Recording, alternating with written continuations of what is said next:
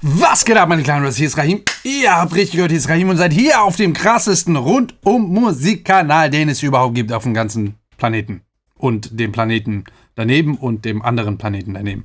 Und dem ganzen Universum. Ja, ihr habt richtig gehört, hier ist einfach der beste Kanal, der sich Musik beschäftigt auf YouTube. Es gibt ja auch keine anderen viel besseren Broadcast-Kanäle. Naja, Twitch. Habe ich auch überlegt, soll demnächst einiges auch live kommen. Checkt das auf jeden Fall ab. Link unten in der Beschreibung. Wenn es Dana nicht vergisst, schreibt das mal in die Videos. Twitch rein unten jetzt. Ist twitch.tv/Rahim Erbil. Ohne Punkt, Komma, Strich. Fertig ist das Rahim-Gesicht. Ihr wisst Bescheid. Folgendes. Ihr wisst ja, die Abozahlen, die wachsen nicht umsonst. Es liegt einfach daran, dass ihr die krasseste Community überhaupt seid und mir dankbar seid für das, was ich hier mache. Für die 4 bis 5 Videos am Tag und weil ich alles abchecke, was es so musikalisch auf der Welt gibt. Wir waren schon in Brasilien, wir waren in Spanien, wir waren in der Türkei, wir waren in Deutschland, Albanien, Bosnien, wir waren in Korea, ja, ganz viel sogar. So, Folgendes. Jetzt hat jemand geschrieben, ich soll mal Dimash Kudaibergen abchecken. Dimash. Habe ich noch nie gehört. Ich sage, ja, wer ist das denn schon wieder? Muss ich direkt abchecken, weil immer Namen, die mir gar nicht bekannt vorkommen, muss ich auf jeden Fall mal direkt vorbeischauen. Manchmal schreibt ihr Sachen, da denke ich, ja, gut, das ist vielleicht nicht unbedingt das, was man der breiten Masse vorspielen sollte, weil die es selber nicht unbedingt vorhaben. Also mache ich es auch nicht. Aber Dimash, das ist eine Nummer. Ich habe jetzt von ihm eine kleine Nummer. Was war das? Ich habe den Titel vergessen, tut mir leid. Aber ich habe schon was abgecheckt. Folgendes. Er ist aus Kasachstan, 94 geboren, also noch ein sehr junger, frischer Mann, der einfach, das ist das Krasse, der hat eine klassische zeitgenössische, oh Gott, Alter, Gesangsausbildung. Und jetzt kommt's mit einem Stimmumfang über 6 Oktaven. Ja, das ist unglaublich. Also er kann tiefe Basstöne singen und kommt dann auch natürlich, Sopran ist dann für ihn wahrscheinlich gar kein Problem, denn er schafft es auch noch Pfeiftöne, also Whistle Voice oder Whistle Notes rauszuhauen. À la Mariah Carey oder Ariana Grande. Ne?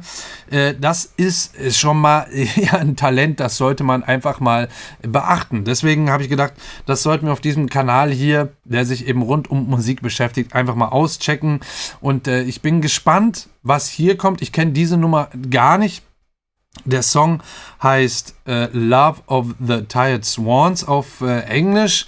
Ja, er ist außerdem natürlich bekannt auch noch, weil er in vielen, vielen Sendungen mitgemacht hat. Er war eben in so einer, jetzt muss ich das gerade ablesen, in einer 2015 Grand Prix Slaviansky Bazar in Weißrussland hat er gewonnen, hat dann einige Shows dann eben mitgemacht und war dann eben sogar in der O2 Arena in London zum Beispiel und er hat sogar in den USA Bekanntheit erlangt dieses Jahr mit seinem Auftritt bei der US-amerikanischen Show The World's Best des TV-Senders CBS. Krass. Ja, und wenn du es dann in Amerika noch geschafft hast, dann schwappst du dann auch wieder zurück nach Europa, denn die Europäer lieben, was die Amis machen. Also nicht offiziell, aber ist ja offensichtlich. Behaupte ich jetzt mal. So, Folgendes, wir hören einfach rein.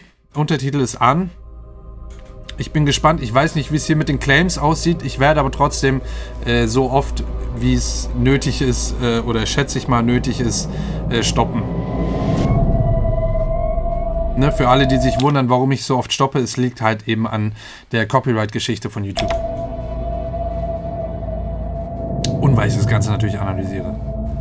Ah, das kann ich lesen. Love of the Tired Swans stand da. Hoffentlich. Das ist natürlich Kyrillisch, wissen wir Bescheid. Oder? Hab ich Scheiß gesagt? Nee, das ist Kyrillisch. Streicher hinten, die Legato und dann so einen kleinen, so Synthesizer-mäßig so einzelne Hits spielt.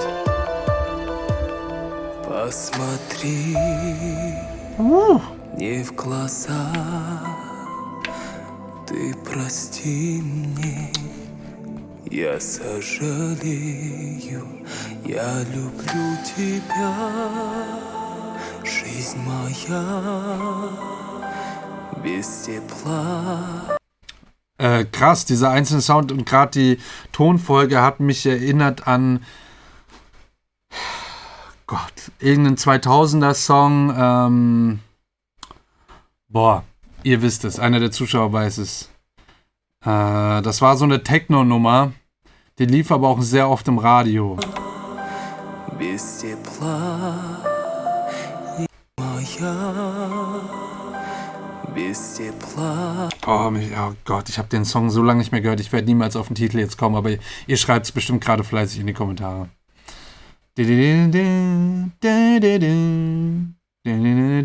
So ungefähr dieses Tempo war das. Без tepla. Also wie voll unten seine Stimme klingt. Guck mal, die Teufel wollen die... Oh Gott, das gibt's doch nicht. Удержать не смогли, мы устали.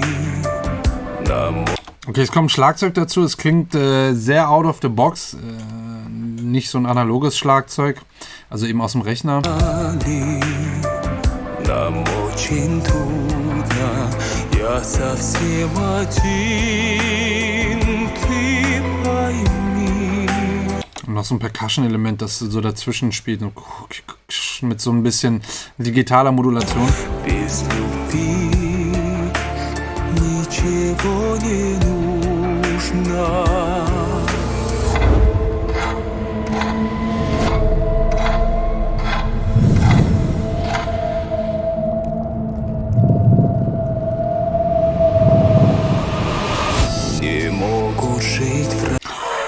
Oh mein Gott, ich dachte gerade, was passiert jetzt? Das war so eine leichte Ankündigung, das hätte sonst wohin gehen können. Ist zum Glück nichts passiert, hat auch nicht wehgetan, aber ich dachte für einen kurzen Augenblick, das wird jetzt sonst was. Wir hatten hier eigentlich einen schönen Riser, so ein Becken, das hier so... Und dann kommt plötzlich so ein... Als ob sich eine Tür schließen würde. Und dann entweder so ein Sekundenzeiger oder so ein Schloss sich verriegelt in mehreren Schritten. Und dann so wie so leichte Geisterschreie, irgendwie so.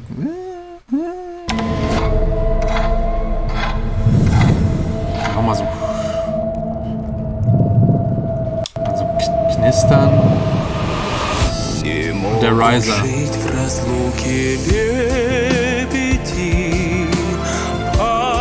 Oh, sehr klassisch gesungen hier. Fast schon in so eine Opernrichtung. Aber nur fast. Und dann eben die ganzen Streicher. Links die Violinen. Klavier rechts.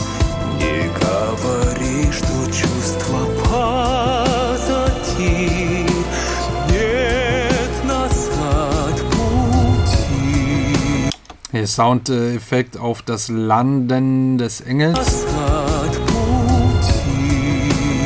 Oder die Landung, besser gesagt. Ach, diese Wechsel von diesem Tiefen in dieser, das ist Wahnsinn, Alter. Nice. Krass. Und so präzise und sanft und so zurückgehalten. Ja, aber trotzdem mit dieser Kraft, dass er dieses so... Oh, Wahnsinn. Stimmkontrolle ohne Ende. Oh, da kommt ein bisschen Pavarotti durch, Alter. Wow.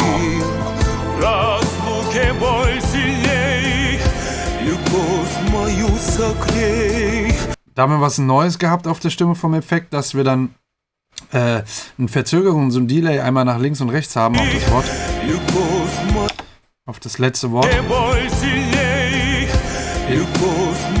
Links, rechts. Leute, Hört's mit Kopfhörern die Analysen. Unbedingt ganz, ganz wichtig. Und wenn ihr keine guten habt, guckt unten in der Beschreibung, da sind diese Kopfhörer verlinkt. Mit dem Amazon-Link, Referral-Link, ihr kennt das alles, da ist auch nochmal ein kleiner Disclaimer. Ich habe von den 3 im Studios und das nicht umsonst, denn das sind weltweit die Studio-Referenz-Kopfhörer, die man benutzt, dieser Marke. Es gibt da natürlich die einen oder anderen, die auch mal gerne benutzt oder getestet werden oder streiten sich ein bisschen die Geister, einfach nur weil sich Menschen gerne streiten. Dabei könnte alles so einfach sein. Nutzt einfach diese Kopfhörer hier. Es ist ein Markenprodukt, das seinen Preis hat. Nicht so viel wie jetzt irgendwelche Beats-Kopfhörer zum Beispiel, aber dafür mit wirklich der Garantie, der Qualität und dem Sound, den man wirklich weltweit nutzt als Referenz. Ich weiß, Dr. Dre als Beats Verkäufer hat das quasi so hingestellt, dass es, ihr hört den Sound, den wir im Studio hören, ist aber Bullshit, weil da ist schon equalized worden, also da sind gerade die Tiefen sind relativ kräftig bei den Beats-Kopfhörern angemischt und bei den Höhen dann, also wie das alles wiedergegeben wird, hat schon so einen gewissen Klang, ist für eine gewisse Musikrichtung, Musikgenre ist das vielleicht ganz gut als Abnehmer sozusagen, aber es sind nicht Referenzkopfhörer im Sinne von einem Toningenieur, der Mixings macht, der Masterings macht oder wenn man eben in der Produktion schon sitzt. Man nutzt die nämlich tatsächlich auch als Kopfhörer, dass man als Toningenieur, wenn man mal nicht die Tools dafür da hat oder einfach mal nochmal so gegenhören möchte, benutzt man tatsächlich diese Kopfhörer. Kein Scheiß. Und das weltweit. Deswegen guckt unten in der Beschreibung, checkt die Kopfhörer ab. Ich habe die jetzt mal verlinkt, weil viele schon nachgefragt haben. Die kosten halt aktuell knapp 120 €. Aber Leute, es lohnt sich. Die Qualität ist super. Die sind geschlossen, sind gedämpft. Ich kann sie sehr, sehr lange tragen mittlerweile und ich bin da eigentlich sehr empfindlich. Ich mag das eigentlich gar nicht. Aber jetzt gerade auch hier mit den ganzen Videos trage ich die teilweise echt Stunden. Manchmal wird es ein bisschen warm, das liegt aber auch daran, weil ich dann so erregt und aufgeregt hier sitze und spreche und ja, zu viel bewege vielleicht. Aber sonst ist es wirklich super angenehm. Ich kann sie euch nur empfehlen. Ich habe 3 Stück, von denen keiner von denen ist bisher kaputt gegangen.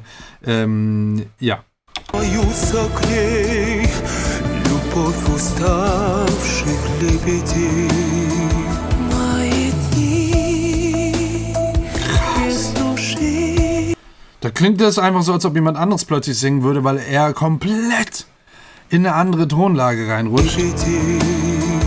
Мои дни без души.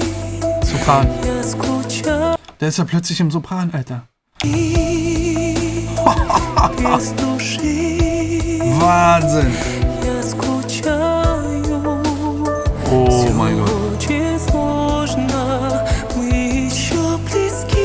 Aber so sauber und so klar, das ist unglaublich.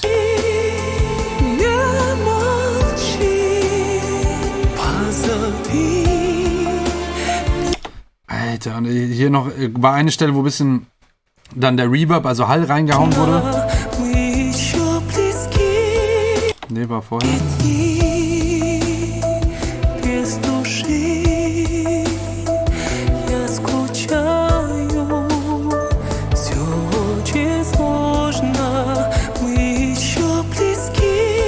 Nee, wo war? Ah, hier, war doch hier. Ja, hier, mit dem.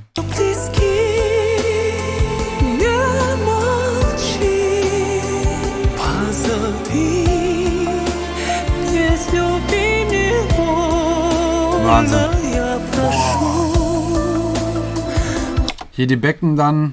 Boah, ich will gar nicht auf die Instrumente eingehen, weil die Stimme so unfassbar ist. Krass.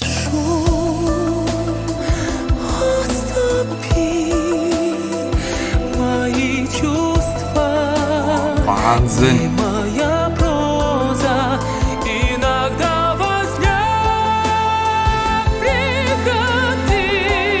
Boah, Gänsehaut. Das ist ja unglaublich, was der... Heftig. Das ist unglaublich. Krass. Boah, ich bin froh, dass es auch Untertitel gibt. Ich hatte nämlich irgendwas gehört von ihm, das war schon älter. Da gab es einen Untertitel, da ist mir ein bisschen schwer gefallen, da reinzukommen. Jetzt mit dem Untertitel ist es natürlich noch krasser.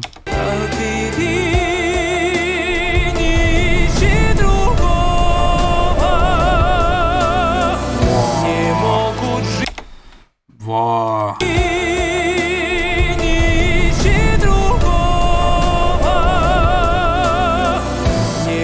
Oh, dieser Vibrato da, boah.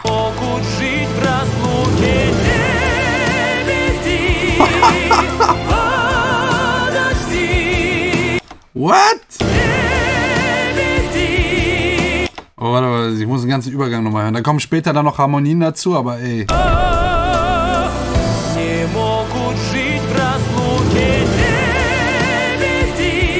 Wahnsinn.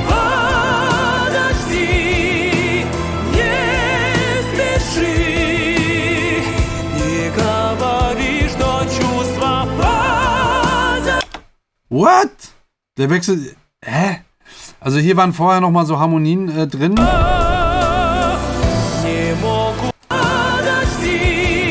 Ne, so ein richtiger Chor, das, ja, ich finde, man hört den schon recht deutlich. Man hört nicht die einzelnen Stimmen zwar, das ist schon so zusammengeklebt worden sozusagen, aber man hört, dass das dann halt choral wird. Aber hier dieser Wechsel von diesem, ja, ich sag mal, normalen Brust-Bauch-Stimme sozusagen, dann plötzlich so hoch. Wow!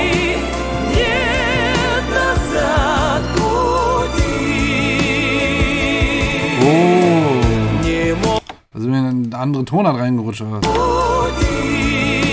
Schön!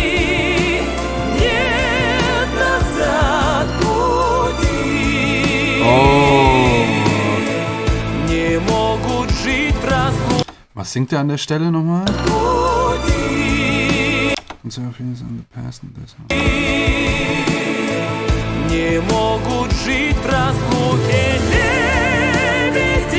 Wahnsinn!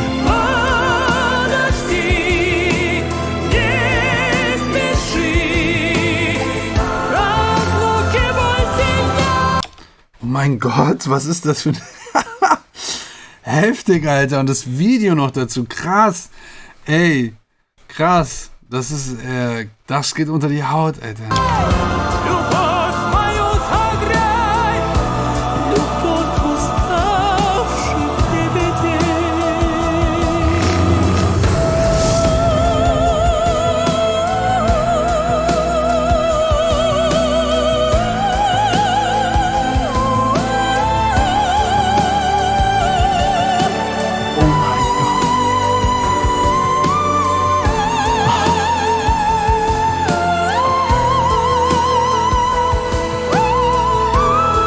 Oh mein Gott! Ey, den musst du hören, Alter. Der ist ja oberkrass.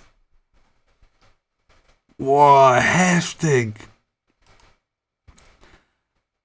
Ey, der hat ja allein in diesem Song, wie viele Oktaven hat er denn hier bitte bedient? Nicht alle 6, weil am Anfang war der, glaube ich, nicht so tief. Ich erinnere mich nicht mehr dran, aber wie hoch geht der denn bitte hier am Ende? Unglaublich! Das erinnert ja schon fast an die berühmteste Opernszene der Filmgeschichte, an das 5. Element, wo dieses blaue Wesen... boah! Ey, das musst du gleich mal hören. Dana. Ja, ich hör's mir gleich an.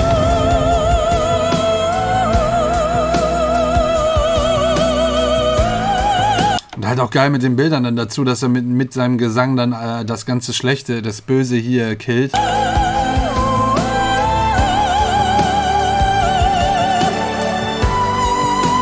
Boah.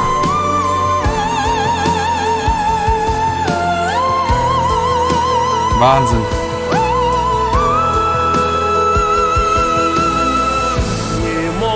Ah, krass. What? Ich dachte, das wär's. Wie kann er von der Stimme in die rein? Das gibt's doch gar nicht.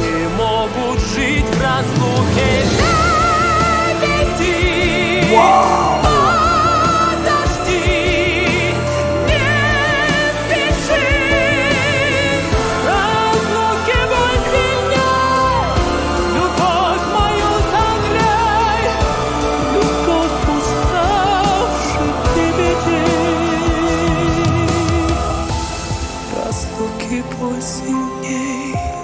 Das ist unglaublich, ne? Das ist wirklich, also ich hoffe, dieses Video wird nicht geclaimt und gesperrt, dass ihr das alle seht.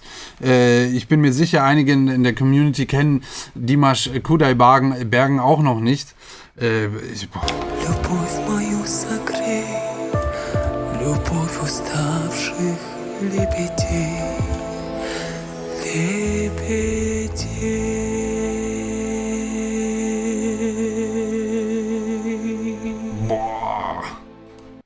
Boah, Alter, ich weiß gar nicht mehr, was ich sagen soll. Irgendwie habe ich das Gefühl, dass die Kamera auch gerade leckt. Jetzt geht's wieder. Heftig. Ich habe lange nicht mehr so eine Stimme gehört. Das ist wirklich krass. Vielen, vielen Dank an diejenigen in der Community, die das in die Kommentare geschrieben haben. Es ist wirklich der Wahnsinn. Unglaublich. Ich habe kurz was von ihm abgecheckt gehabt vorher. Das war aber irgendwie, bin ich da nicht so richtig reingekommen. Aber ich habe gesehen, dass jetzt eine aktuellere Nummer da ist und ich dachte, da gucke ich dann doch eher mal rein.